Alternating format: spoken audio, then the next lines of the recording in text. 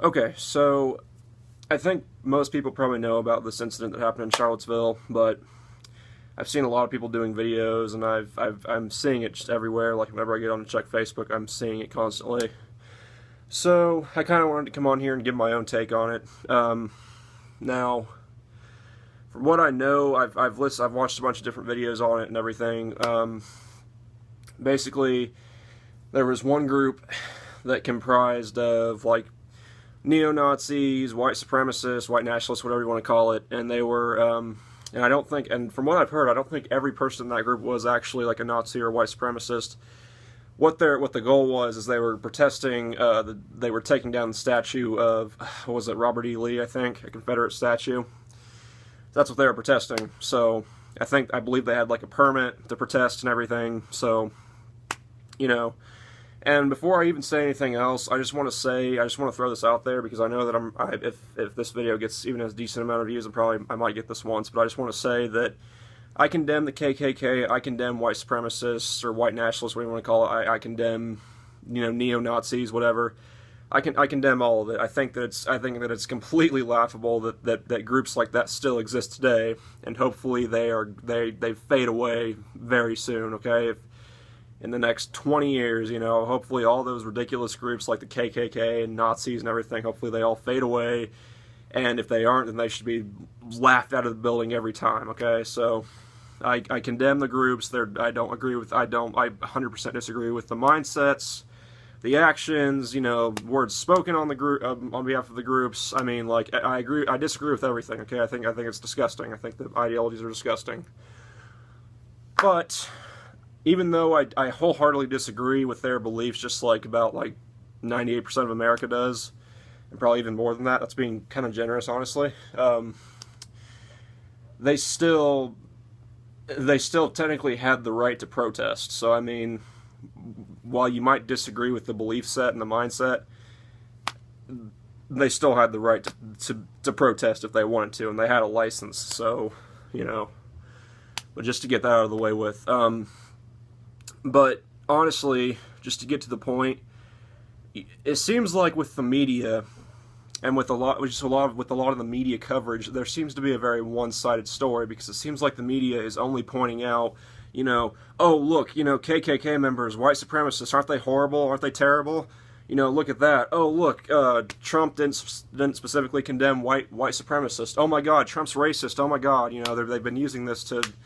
This whole event, this whole thing, this situation that happened, they've pretty much been using this to talk about KKK and white supremacists and how horrible they are, and then to push the Trump is racist, Trump is sexist, whatever, Trump is racist rhetoric, I mean, which is getting pretty old, but I mean, they're basically using this to go with the Trump rhetoric, and then they're pointing out the white nationalists, KKK, and they're condemning the right, as usual. But I don't really see the media really pointing out, the actions of the other side either, because as I know, I mean, from what I've heard, Antifa, the group Antifa, showed up to counter protest, and that's really when violence from both sides broke out.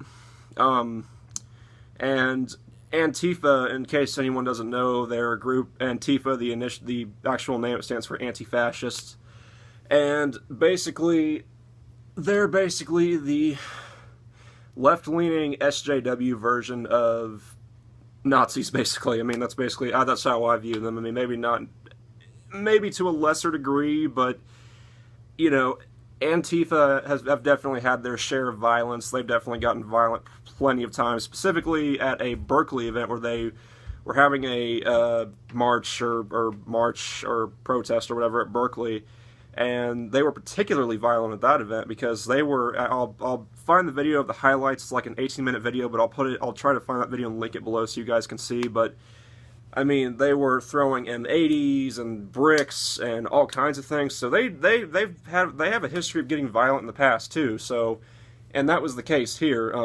But like I said, both sides, kind of got violent. But when Antifa showed up,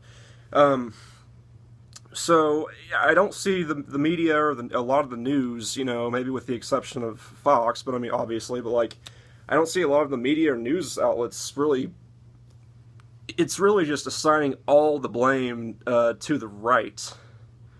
You know, and I think that both sides are to blame. You know, I think that both sides got violent, and it's not just a one way. It's not just a one way street. It's not just a a one side caused all of it. You know, I think blame should be assigned to both sides. You know, and to me, it's just like it's two different sides of the same coin. You know, I think both sides are rotten. It's just, I mean, it's as simple as that, and it just. I don't know. I guess it doesn't really baffle me. I want to say it kind of baffles me that there's been such one-sided coverage, but it's. I guess it doesn't really baffle me or surprise me. But I mean, like I said, there've been a lot of people that have talked about this. You know, Philip DeFranco, obviously, and a lot of other people. But you know,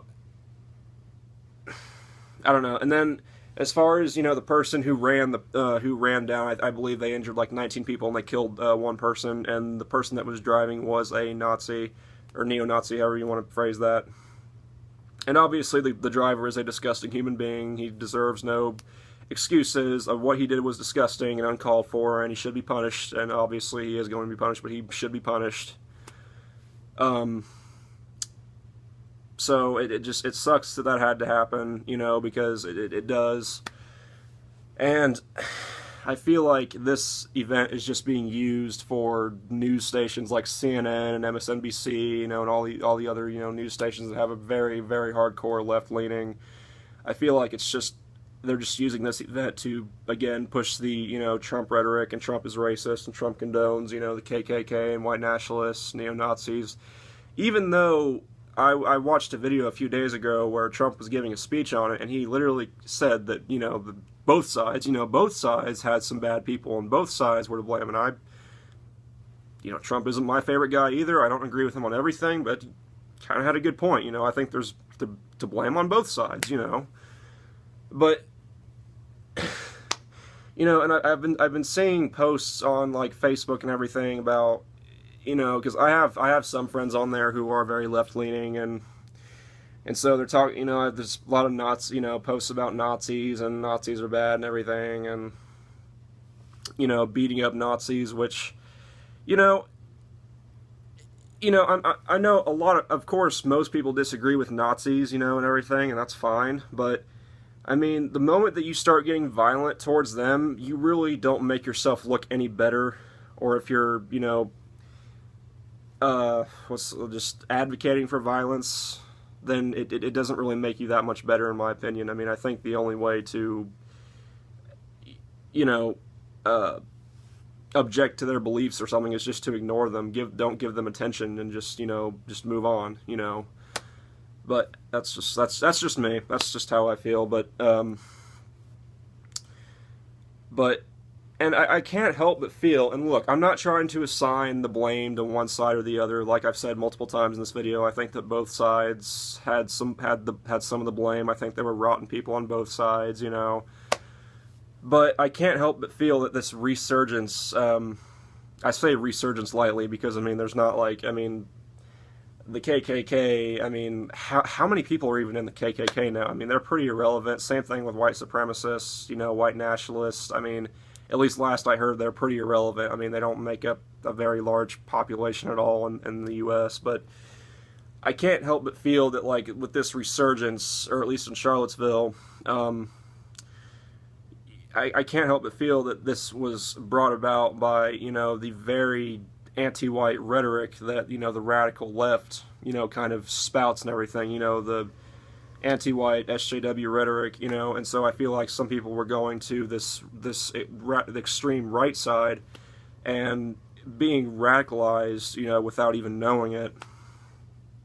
So, like I said in the beginning of the video, again, all the white supremacist groups, KKKs, neo-Nazis, whatever, they're disgusting ideologies, disgusting groups, okay? I don't agree with them, and again, I hope they fade out in the next 20 years, and hopefully they're gone for good soon, because, we don't, obviously as a country, we don't need that kind of hate. But at the same time, the rhetoric that that gets spewed from some news stations, the anti-white SJW, all this, all that stuff. I because I don't want to, like I said, I don't want to blame either side, but I can't help but feel that that the rhetoric that's spewed from that partially brought a resurgence of this white supremacist, white nationalist shit on the other side. So I feel like both sides kind of need to step back and reflect on themselves or at least attempt to step back and reflect on themselves to make to make themselves better. I doubt that'll happen. There's probably just going to be more mudslinging with this event and everything, but but I feel like it's just an opportunity for both sides to kind of just reflect on themselves and maybe question some things and everything, maybe just to improve or something. I mean, as much as groups like KKK, what neo-Nazis can improve, but I mean, who knows, but as well as the other side. But yeah, I mean, and obviously it's a tragedy. Like, it sucks that this had to happen, that it had to cost someone their life because of this, and all the other 19 people who got injured.